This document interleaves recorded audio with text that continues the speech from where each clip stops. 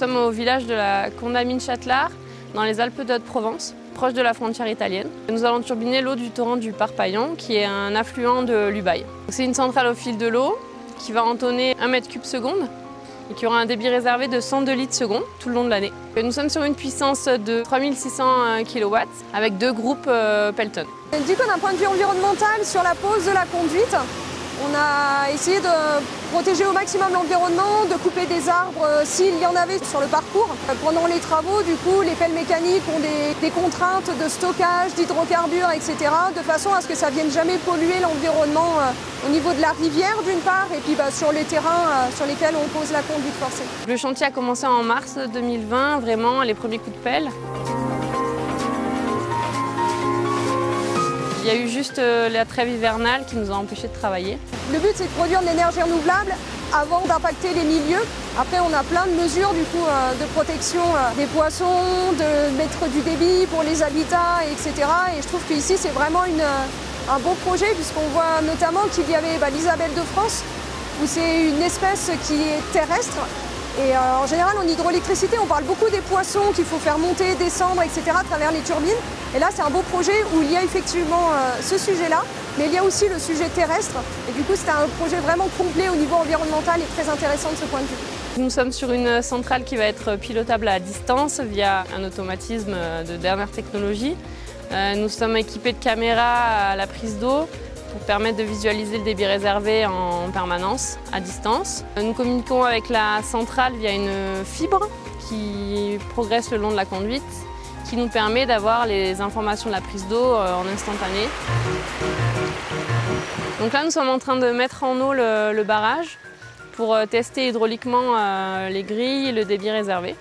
Donc on met en charge la retenue via le clapet pour faire entrer l'eau dans l'ouvrage de prise. Donc on a des grilles dessous qui permettent de prendre l'eau et les poissons peuvent surfer sur ces grilles et pouvoir rejoindre le cours d'eau en aval et donc ne pas aller dans les turbines.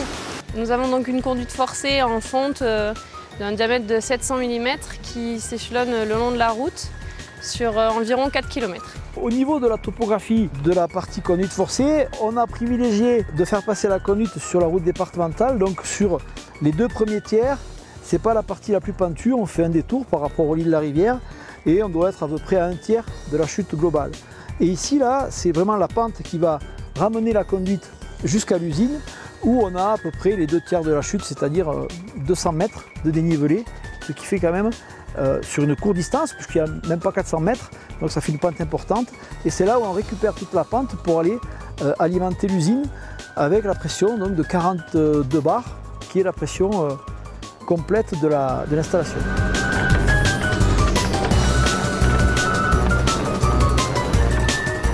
Alors là, nous sommes sur le chantier de pose de la conduite forcée, ce que nous appelons nous au sein du chantier le chantier de forte pente, puisque c'est là où la conduite a le plus de pente. On arrive jusqu'à 36 degrés, ce qui est très important et qui nécessite des moyens de pose et de conception relativement complexes qui sont mis en œuvre depuis maintenant un petit mois. Et on en est à peu près à la moitié de la pose sur la partie la plus plane, la moins pentue on va dire, et là on attaque la partie la plus corsée.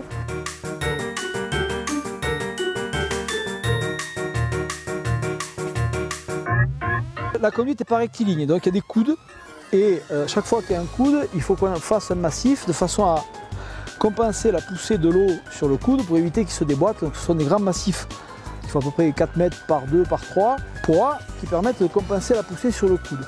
On est sur un sol qu'on appelle des éboulis géologiques, donc il n'y a aucune stabilité et qui peut occasionner un risque de descente complète de la conduite. C'est pour ça que pour juguler ce risque-là, on fait ce qu'on appelle des micro-pieux, de façon à venir ancrer chacun des massifs sur le rocher qui se trouve entre 8 et 10 mètres par rapport au niveau de pose de la conduite. Donc ça c'est pour la stabilité des coudes.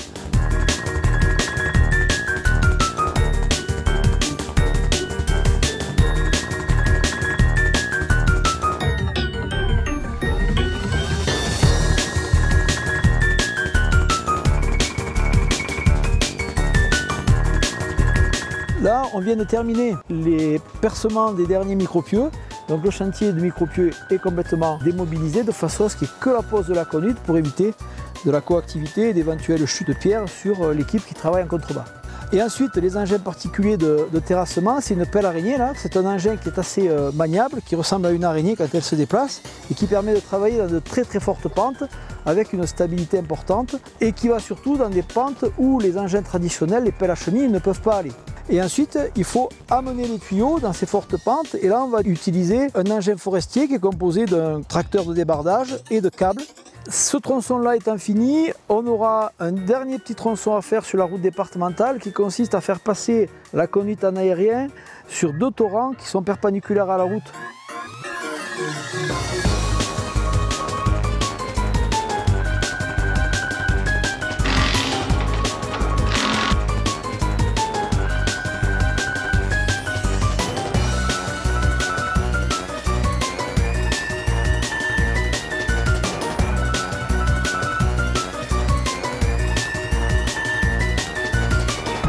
Et enfin, le dernier tronçon, l'ultime, c'est de raccorder l'usine jusqu'au pied de cette pente et faire la traversée du torrent du Parpaillon. Et ensuite, la totalité du chantier sera terminée et on pourra mettre à eau. Alors, les essais pression seront faits lorsque la conduite sera terminée, fin octobre. On en est à la 83e réunion hebdo. Le coordinateur sécurité il a fait 122 visites. C'est un chantier très complexe, il y a beaucoup de contraintes géotechniques. Pas mal d'ouvrages de génie civil. Le fait de travailler sur la route départementale, ça a un avantage parce qu'il n'y a pas de problème environnementaux pour la conduite, mais il y a beaucoup d'ouvrages spécifiques, plus des découvertes en cours chantier de petites anomalies géotechniques qu'on n'avait pas complètement analysées ou appréhendées. Alors, nous sommes sur un torrent de montagne qui est lié à la fonte des neiges, donc fort débit sur les mois de mai et juin, qui après est très influencé par les orages car nous sommes en pied d'un massif alpin assez abrupt qui fait que nous sommes très sensibles aux orages. Alors moi je suis d'un naturel positif, donc effectivement on parle beaucoup de changement climatique et de sécheresse et qu'il y aura de moins en moins d'eau. Je pense qu'il ne faut pas avoir cette peur-là, l'eau elle va être déplacée, le climat va évoluer. Par contre, du coup, c'est juste qu'on va avoir des épisodes pluvieux qui vont être peut-être plus concentrés ou plus localisés, des températures plus élevées, mais parfois aussi plus froides. C'est pour ça qu'on essaye d'éviter de parler de réchauffement climatique, mais plutôt de changement climatique. Et moi, je pense qu'aujourd'hui, plus il y a de changement climatique, plus il faut œuvrer et s'investir justement pour notre monde à l'avenir. Et la production d'énergie renouvelable, c'est, à mon avis, essentiel. Il est temps qu'on prenne le virage si ce n'est pas encore fait. Et c'est pour ça que je suis là aussi dans cette entreprise, puisque c'est un métier qui a du sens pour moi. J'ai l'impression de faire ma part en fait, dans le monde et de faire avancer les choses.